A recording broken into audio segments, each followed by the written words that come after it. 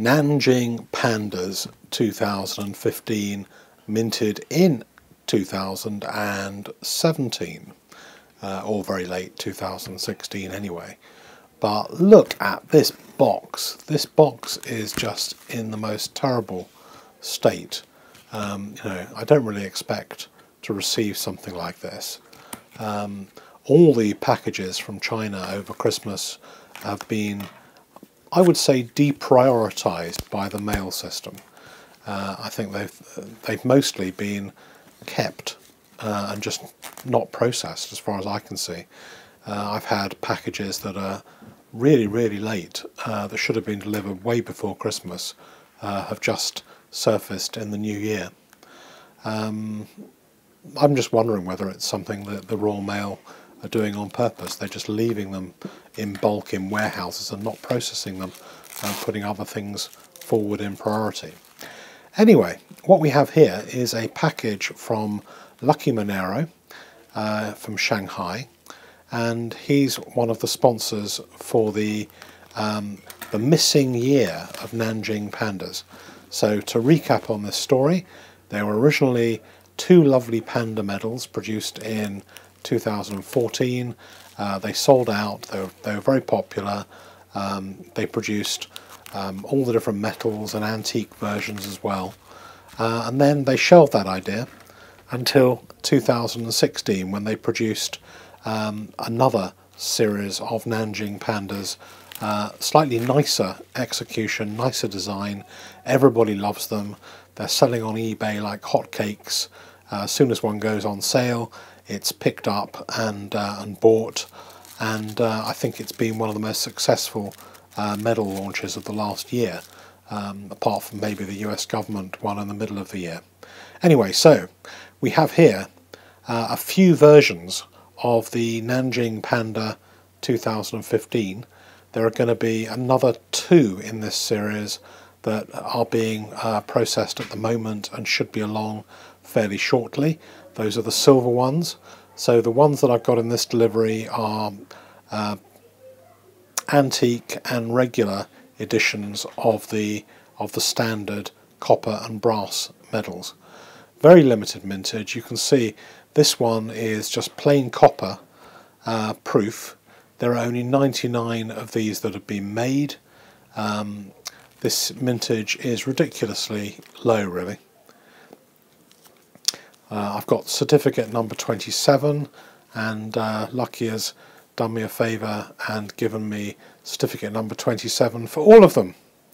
I think 27 probably contains some numbers that are maybe less popular in China. I know anything with an 8 in and a 4 in it is very popular in China. Perhaps one of you guys can tell me which are the Chinese magic numbers. Anyway, so what we have here is a very, very nice 2 pandas sitting down on the grass having a nice conversation. Some people have been a little bit cruel and pointed out that they have a little bit of an elongated snout problem, but to me it's not something I'm particularly worried about. There have been some sarky comments on some of the forums about the look of these pandas, but I think overall I'm very pleased. The execution is probably not quite as good as the 2016, but it's well up there with the best of what this mint can produce. And I think that the Nanjing Mint is now producing stuff which is better and better all the time. And particularly when I show you the antique versions, you'll see that they produce some of the best antique-y look coins in the whole world, as far as I can see at the moment. And in fact better than the Shanghai Mint. So the key mints for antique coins are going to be Shenyang and Nanjing. Shanghai doesn't seem to have it to the same degree as the others, and you'll see when I do the unboxing of the 4th Panda Coin Expo that the antiquing is actually not nearly as good for that as it is for these ones. Anyway, let's move on and take a look at this little baby here. So there are only 30, yes, you heard it, 30 of these that have been made, and there are 30 of the copper, there are 30 of the brass, and there are 30 silver antiques. So there's a total of 90 pieces across 3 styles, and I just think they do these things really well. You can argue with the panda design. I think the tree is quite nice. I like the back and the wall, and overall I think that they really have done an excellent job in bringing these low mintage antique coins to market. Go forward a couple of years, I'm not sure they'll be producing these things in such tiny runs.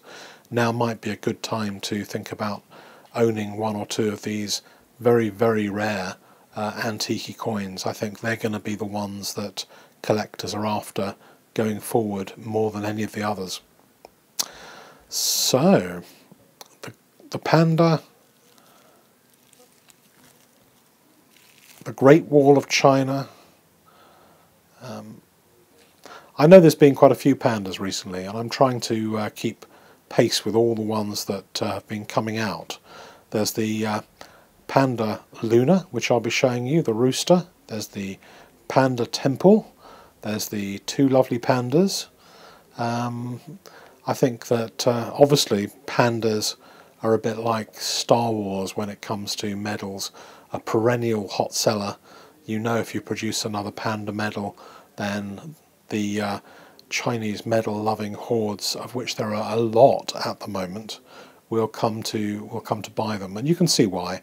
I mean, these are really great, and you won't often see a couple of these antique ones together.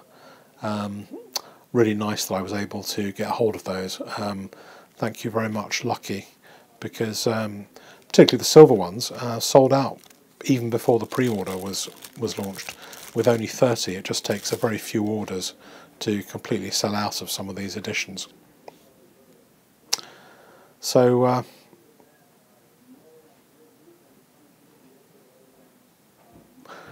what more can I tell you about this? If you want to know more, why don't you? The best thing to do is take a look at some of the forums. There is the Coin Compendium forum, which has got a lot of information about China non-fiat coins. There's Silver Stackers, which has a section on non-fiat coins. There's the Silver Forum, which also has a lot of information on China coins. There's China Mint Info. There's actually probably more information actually now that's out there on some of these coins than some of the regular issues, and there certainly seems to be a lot of interest in these. So let me know what you think of the Nanjing Panda 2015 and whether you'll be adding this to your collection.